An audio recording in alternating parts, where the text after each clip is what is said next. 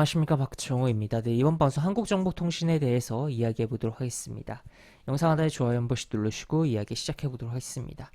네, 한국정보통신이 오늘 상한가를 기록했습니다. 이 상한가를 기록을 한 이유에 대해서 이야기해 본 시간 될 텐데, 우선은 딱 이거 하나면 정리가 될 것 같아요. 이 기사를 보면은 여기 보시면 국내에서도 애플페이 쓰다 현대카드 연말기에 단독 서비스라고 해서 나왔습니다. 그래서 현대카드가 기사 내용을 보면은 현대카드는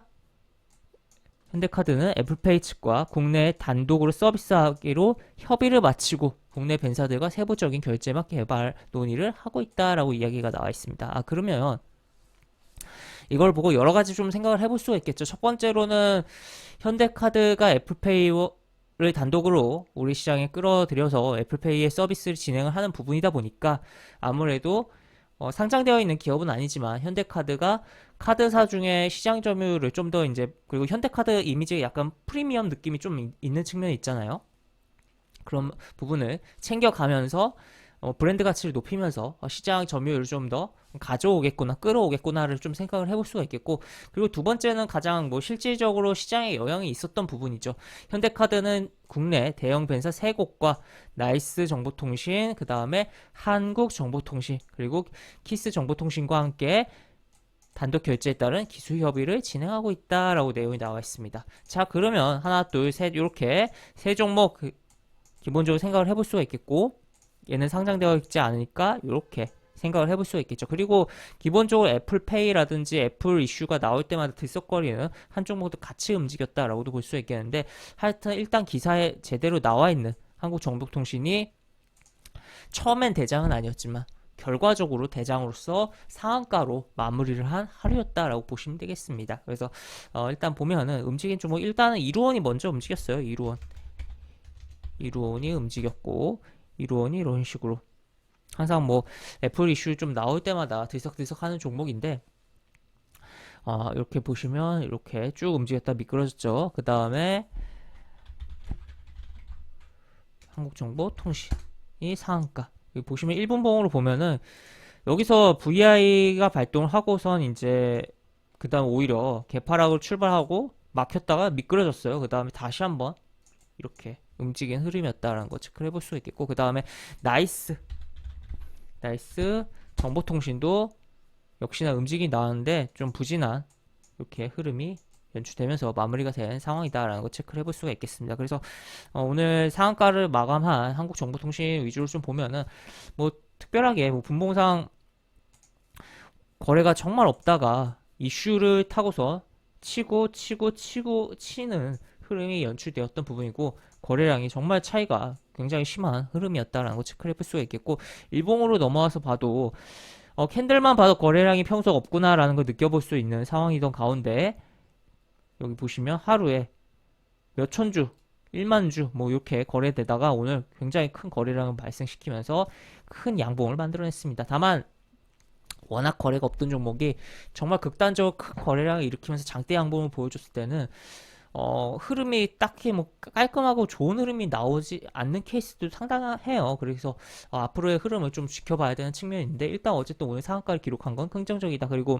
이 위치가 월봉에서 보면은 주가가 이런 식으로 계속적으로 좀 어느 정도 막히는 흐름도 있었고, 떨어지다가 이 7,500원, 예전에 좀 거래량이 많이 돌아갔던 이런 흐름에서 반등을 하면서 올려친, 그러면서 이동평균선을, 상당히 많은 이동평균선을 장악을 한, 그것도 일봉 이동평균선이 아니죠. 월봉상 이동평균선 한 방에 장악하면서 양봉을 만들어낸 상황이다. 물론 이게 완성이 완벽하게 된 캔들은 아니지만 그래도 어쨌든 8월 중에 이런 장악을 보여주긴 했다라는 거는 의미가 있겠습니다. 주봉상으로도 이런 식이고요.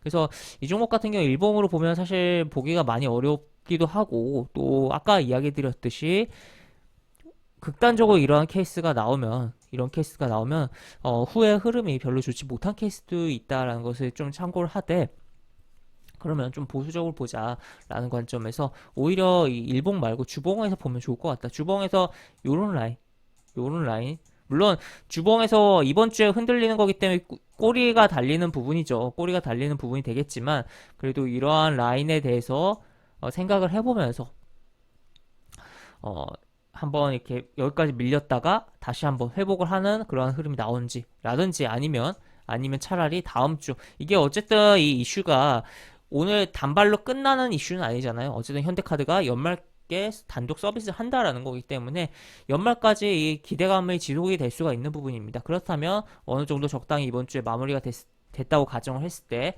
이런 라인까지 다음 주에 깊이 조정을 준다면 그때 분할로 접근한다면 수익을 만들어낼 수 있지 않을까라고도 어, 조금 텀을 두고서 생각을 해보면서 시나리오를 세워볼 수가 있는 부분이다라고 볼 수 있겠죠. 그래서 하여튼 이러한 부분이 움직였다. 그래서 오늘장 간단하게 시장을 또 요약을 해보면 오전 초반에는 아마존 관련 아마존 이슈로 인해서 로봇 관련된 종목 그리고 인프라 뭐 법안 인플레이션 감축 법안 미국의 근데 뭐 말이 인플레이션 감축 법안이지 사실상 돈을 풀겠다는 인프라 관련해서 이제 신재생 에너지 관련해서 종목들이 움직였던 측면이 있고 또 추가로 오후장에 우리나라 가스에 대한 우려가 좀 생기면서 그러한 부분도 움직였고 물론 오전에도 움직였는데 부진하다가 오후에 다시 움직였던 부분이죠.